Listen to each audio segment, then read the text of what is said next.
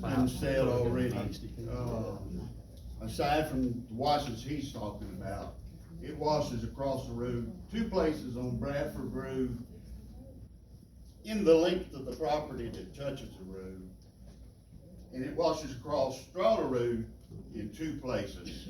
One place near the Bradford property and one place further down.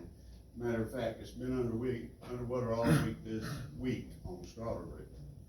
My son pulled multiple vehicles out of that road this week.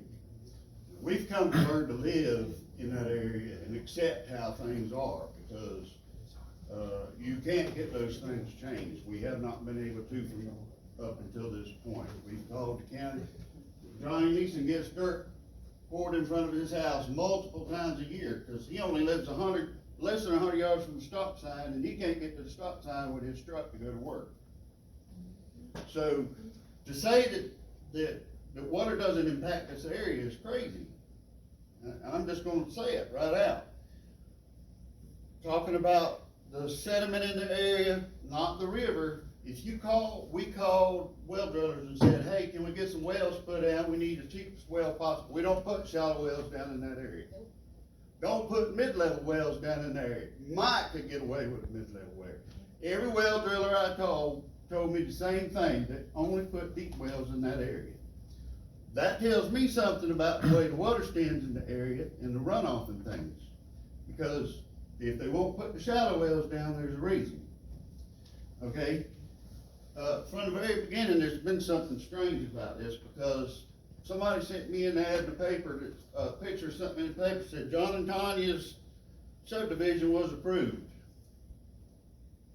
So I called down here and they told me nothing was changed. I was supposed to sell the property. The bank asked me to sell the property. Well, I told the auctioneer I didn't want anything done to the property as far as selling, aside from how the zoning currently stood. Nothing changed. And when I read that, I called that auctioneer up and I told him we were not dividing that property like that. Well, a week or so later, the bank calls me up and says, hey, we're going to have to foreclose on it now. There's some complications. And so that's how all that went. John and Connie Beville didn't ask for anything to be divided. Okay, I have two sons that are directly affected by this property. They both will own property bordering this property. First thing I see on there is no livestock. Okay, both of them have livestock. One of them has a grain bin, is going to have cattle and hogs. The other one has cattle. We blow hay out on that field. You can ask John Ennis, and I'm sure he's fussed about me multiple times when we blow hay out on that field, because that dust just goes all the way across that whole area. How are these people going to like this?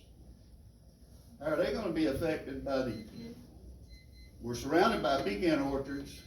They spray 24 hours a day. That's all you hear all night long. How are these people going to like this? I mean, you know, we're accustomed to it. We get used to it, but now you're bringing people in, you got covenants on this, and these people are expecting a way of life there that's not there. Because we all bought our land with the assumption that under agricultural usage, that there's a long-term expectation that that's not going to change. I'm pretty sure that's the way it's worded in your definition of agricultural usage. All right, so I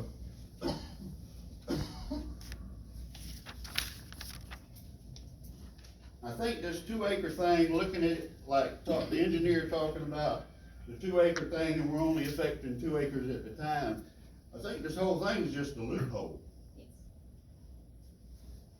I mean, I really think the 2-acre thing needs to be addressed long term for this, because I think this whole thing is a way to get around a lot of stuff.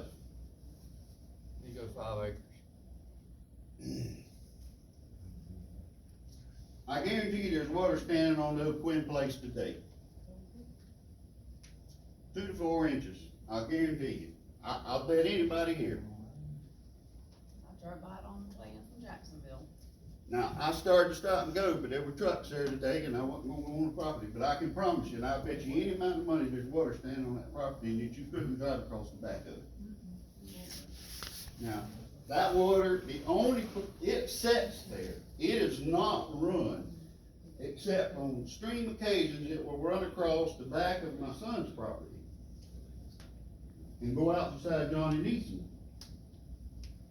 So, I know you have covenants, but you can't control a lot of things of what them people do.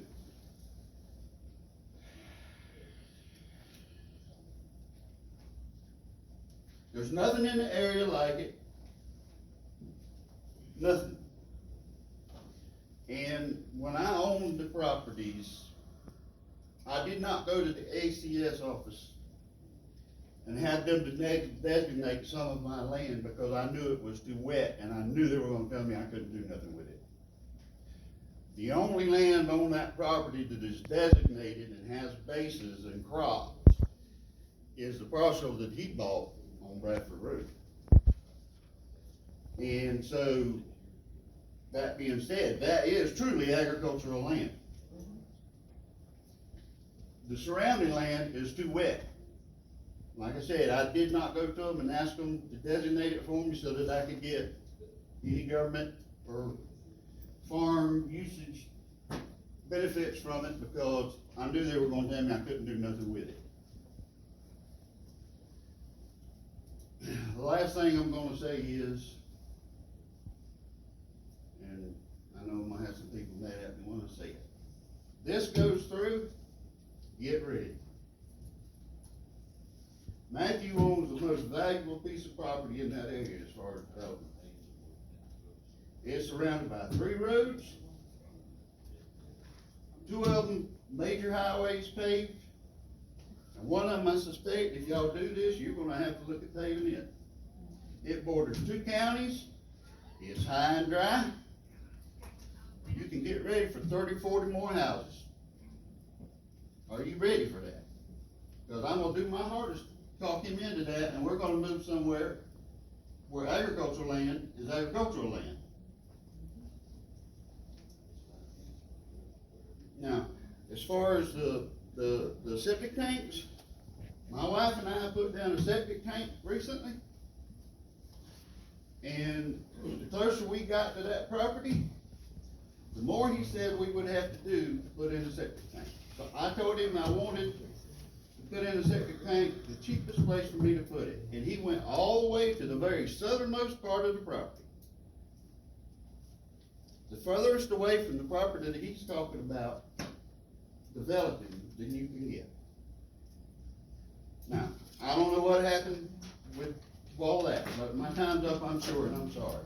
I appreciate you listening to me. Any questions for John? If you would like the address on the property where the septic tank was put down that we're talking about, it's 5912 Highway 122, Ray City.